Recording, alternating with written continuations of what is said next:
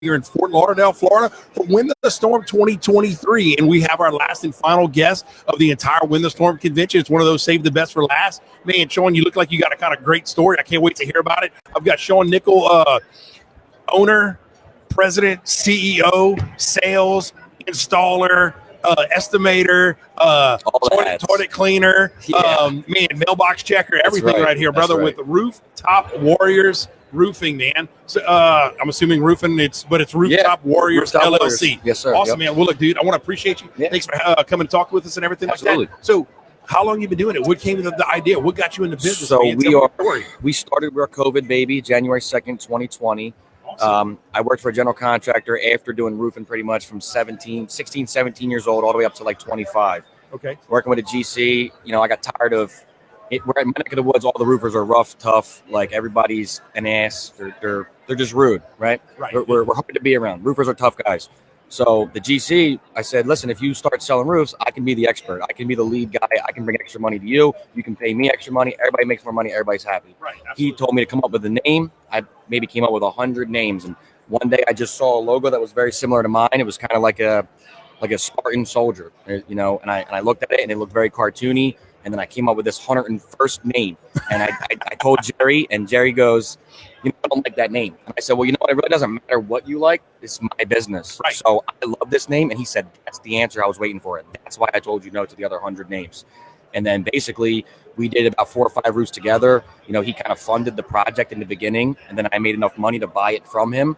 And then I just started. I said, listen, I don't need to do any more work for you. I can just go do it all for myself. And he said, good luck. Here's all the tools that you have purchased that basically I bought for you. Right. And, like I said, the name thing, I want to go back to the name thing. Rooftop Warriors came from what I thought of was we're all tough. We're warriors. We're on the rooftop.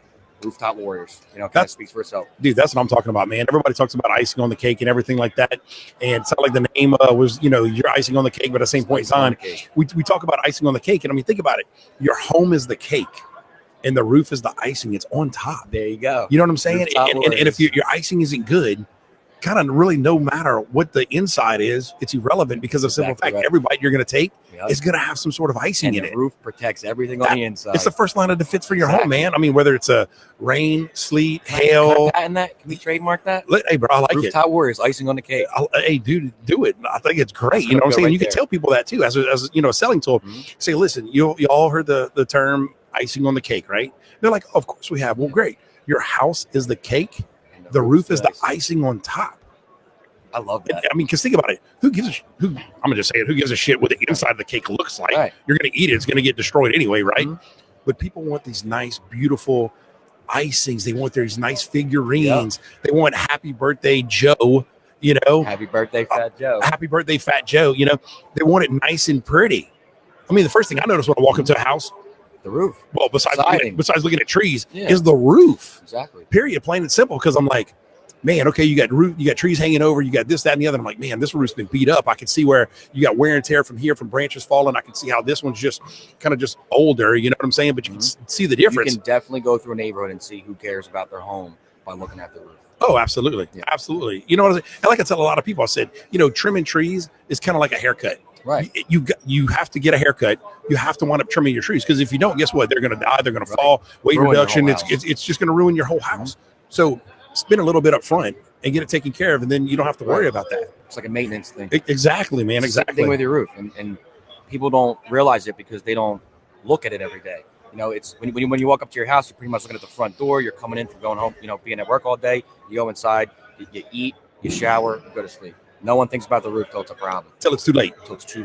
Oh shit! A tree fell. Oh damn! Oh shit! Shingles. The ceiling caved in. Yeah, shingles are coming in. And, oh man, I didn't pay attention. I didn't realize I had shingles. Right. Now I've got a water leak. Now we got a trace of water leak. Now I'll tell you right now, those sales are always harder than when I just go knock a door and say, "Hey, listen, your roof looks like shit." And if you don't pay attention to it, you're going to have a leak. The people that their ceiling's already caved in, they're so stressed out because that's a traumatic experience. Yeah. Imagine your 6-year-old daughter, your 9-year-old son is sleeping in their bedroom and they just start getting water in their face, or the drywall falls on them and hits them, and now you're like scared, and now you're struggling and you're dancing around like a crazy person to try to get this roof fixed, and then you have high pressure salesmen coming in and just trying to like make you spend your money. Yeah, I get it. It's I mean, scary thing. now if somebody wants to do let me ask you this: if somebody wants to do a roof and they're like at a 20-year mark, but I mean it's beat, it's destroyed, but the insurance company's like, nah, it's only a 20-year-old roof. It's not a 25 or a 30-year-old roof. Is that something you guys would kind of help a customer Absolutely. if at all possible? So, obviously we have our own financing. We can accept major credit cards. We can accept loans. We can help you facilitate a loan with some of the people that we know. And if insurance companies, if it's a true insurance claim, if it's a true insurance like possibility, we're going to push as much as we can to get you to call your insurance. And if your insurance company is not helping you, that's when you go to the public adjuster side and say, hey, listen, I'm an expert at putting the roof on.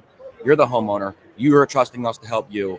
The public adjuster is the professional at getting you the money from the insurance company. Right. Okay. Just call them, and we'll sit here with you. And if the vibe's not right, we'll find another one. They're a dime a dozen, not for nothing. I hate to say that because I got my loyalties to certain people. Oh, absolutely. Just like roofers, there's a million of us out there, but there's certain people that are good at their job. But you're willing to help them. Willing to help. That's them. the whole thing. I tell people too. You don't even have to hire me.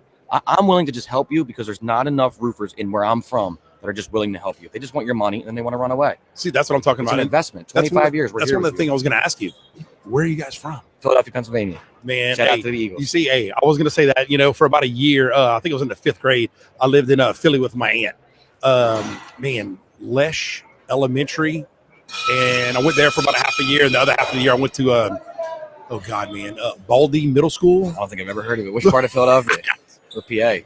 So I'm in the heart of the city. I was like 9 or 10, man. I was fourth, kind of a 4th/5th grade. You know what I'm saying? We have this thing in Philly where I saw my first bag lady there too. Your first bag lady? First bag lady. That scared the shit out of me. I don't know if I know what a bag lady is. Dude, the ones that walk under like on, okay, let's take like a homeless person. A homeless person. Yeah. Okay. Well, we call them bag ladies back in the Gap, right? Okay, I'm 47, right? I was 9 or 10. So, oh my God, my aunt called them bag ladies because it was a lady that just carried bags, or she had a shopping cart and just bundled up. And I was like, so where I'm from, you're gonna find one on every single corner. That's crazy. They're standing in the middle of the street with signs. They're next to the bank. They're in the shopping centers. They're roaming. I mean, you could damn near hit one pulling into the Home Depot parking lot every day. Or we everywhere. It's a shame. What's the term? Panhandling. Yes. Yeah. So I guess standing on a street corner is one thing, but this lady was actually just rolling. Just say, hey, you got some food. She didn't ask for $1 or nothing. We try to do what we can. So my mom's a paramedic for the city of Philadelphia. She's been doing it for 20 years, and a lot of drugs, a lot of alcoholics, a lot of problematic just crap in my city. And my mom told me one thing. She said, offer them food, offer them water. Don't give them money. I mean, if they're just going to go get high or just go drink it away, like, what are you really doing for them? So, if you're going to do something for them, like, you're enabling them. Bring them into Wawa and say, hey, I'll buy you a sandwich. And you'd be surprised at how many of these bag people will say, I don't want your food. Yeah, they want money. You want your money to go get high, then go after yourself, dude. Yeah, you're out. You're out. Nah, dude. We got a guy Here's a meal. We got a guy that lives at the corner, basically from like where I live, from Home Depot, and he's got a dog, and I'm a dog guy. Like, I get dog hoodies for my customers. Like, it's a huge thing. So every time I see him out there, like, I take my dogs to job sites. I bring food. So I just give them what I can, and it's like, a lot of people are going to record that and put it on the internet and stuff. And what? But that's not why you do it. That's not why I'm doing it. I'm doing it to just help the guy because he's got a dog. And you're doing it because it's the right thing. It's the right thing to do. You know what I'm saying? And so I mean, dog is like so cute, and Yeah. So I mean, guys, you got a guy that he wants to help. He's going to go above and beyond for his customers, but at the same point in time, he goes above and beyond for people that have no skin in the game for him. Right. He's going to get nothing, zero. This person on the side of the street can do nothing for him because these poor people can't even do anything for themselves. But this is the type of business owner that you're going to deal with. I have been there before. I have been sleeping in my car with a dog, and I tell you right now, if it wasn't for a couple people that were like, yo, listen, shout out to Amber from Panama City Beach, Florida. She caught me living in my car with my dog, and she was like, I can't house you, but my mom, the Jehovah's Witness, right? She's like, we take in strays all the time, and she did it for me. A couple other people did it for me, so how can I not do it for other people? Right. I got to pay it back. Pay it forward, man. Look, I saw a meme the other day, just this past week, and it basically says, whatever you put out into the world, it's going to come back to you tenfold. I thought that was great, man. You put out positivity and you're positive all the time. The idea is that you're going to just get positive people that surround you. Yeah, bro. You're always complaining. I have a guy I kind of partner with. His name's Elliot Hemler. We do projects together. And the thing is, whenever one of us are being negative, we try to challenge the other one. You need to stop. What are you grateful for today? Stop complaining and say something positive, because if you put it out there, you get it back. Man, I like that. I like that right there. What are you grateful for today? What are you grateful for today? See, my big thing has always been, man, what's up? What can I do? What can I do for you? Right. What can I do to help you out? You know what I'm saying? Like my girlfriend's sitting right there, and her, my biggest thing with her is my goal every single day is to put a smile on her face. Right. And then I tell her when she smiles or laughs, I'm like, yeah. So Shawnee derives from, I used to work at Dave & Buster's, and I used to get yelled at for smiling all the time. And Dave & Buster's, you have a name tag. It says your name, hi, my name is, and what's my favorite fun. Yeah. And I literally became Shawnee Smiles. And I mean, I can't tell you how many people in my life I've pissed off because John Jacoby, shout out John Jacoby, exterior. I can't remember the name right now. He is another roofer who I was working with at the time, and he was like, dude, you're always smiling at me, dude. Why are you always smiling? Just big guy. What's not to smile about, dude? You woke up on the right side of the dirt. I woke up today. I'm happy. We're doing stuff. And I'm not living in my car anymore. Stop smiling at me, Shawn. You know, that's what you tell him. Say, hey, dude, I lived in my car once. Guess what? I'm not living in my car anymore. Not living in my car anymore. I'm so, yeah, I got a lot to be. I got Fat Joe out here. Listen, that's what I'm grateful for right now. Fat Joe talked to you guys yesterday, made whatever connection he did, and now we're doing this podcast. And hopefully I'm going to put all this on my social media. Dude, that's all. Well, look, man, you're already going to – this is live. This is live feeding right now. So it's already on our Facebook page and everything like that, brother. So we following everything, and hopefully man, Tree Guardian USA on Facebook. We also got Tree Guardian USA on Instagram. Like I said, before we leave and before I tell you thank you, because we're going to talk a few more minutes, but tell everybody how they can get a hold of you guys. Me, rooftopwarriors.com. You know, you Google Rooftop Warriors, and we'll probably be the only ones to show up. We have a very unique name. Everybody where we're from has got their last name in their name, and right. I've been bashed for not having mine, but I wanted more of like a brand. I didn't want to be the neighborhood roofer. I wanted to be somebody that was like, and I'm not saying that these guys are unprofessional for what they do. There's a lot of guys that I ask for advice, and they all got their last names in it, but I just wanted to be different. You know, my whole life I've been different from the guys in my area, and what better way than to just keep doing it and just shine. Absolutely. Just shine. What's a phone number somebody can call you if they see it? 267-444-7562. It's plastered everywhere. It's on the trucks. It's on the shirts. It's not on these shirts, but these are special made in a quick fashion to come to this event. Instagram, Facebook, TikTok, Twitter, something like that? All Rooftop Warriors LLC. TikTok is Roof War 1, but I mean, I made that in like a quick moment and I didn't name it the right way. Hopefully I can change that one day, but Instagram's Rooftop Warriors LLC, Facebook's Rooftop Warriors LLC. The website is just rooftopwarriors.com, and it's 267-444-7562. And you guys are based out of Philly? Based out of Philadelphia, Pennsylvania, 19135 area code, and we had a little thing. This is our thing. It's you know who to call. Yeah. At the bottom of all. Dude, I like it. I like it, man. It's the Good Vibes sign. You know, it's the clothing brand Good Vibes, and this is their thing. And I translated it to Good Vibes, and then I was like, you know who to call. It's funny. It's funny you talking about you sleeping in your car, and you know good things happen, and you know you were given a shot. You were given a chance. Yep. Jerry Volpe gave me that shot. You know, it's kind of funny. I'm going to bring up old school Philly right here.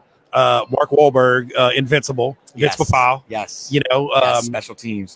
Just, I mean, it's just a walk on. Yep. Nobody knew who he was, 30-something years old. And what people don't know about that whole story, too, is that they used to put him in quarterback pads, which are a lot less protective because they need the mobility. They did that to him on purpose because he was this guy who was different than everybody else. And the teammates wanted to basically put him under. Let's get him hurt. Let's get him out of here. We don't want him here. And he, went through that trial and tribulation and overcame it and became a huge household name.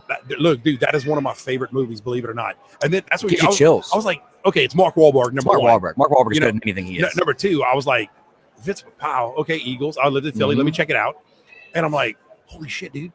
This is awesome. And then you start talking about the adversity. You know, the pads are too big. And then they gave him the small. Too small at first. And it was like, well, that's what you get. And next thing you know, he's rolling down special teams, smoking these guys, no quit. You know, he's just a wow man.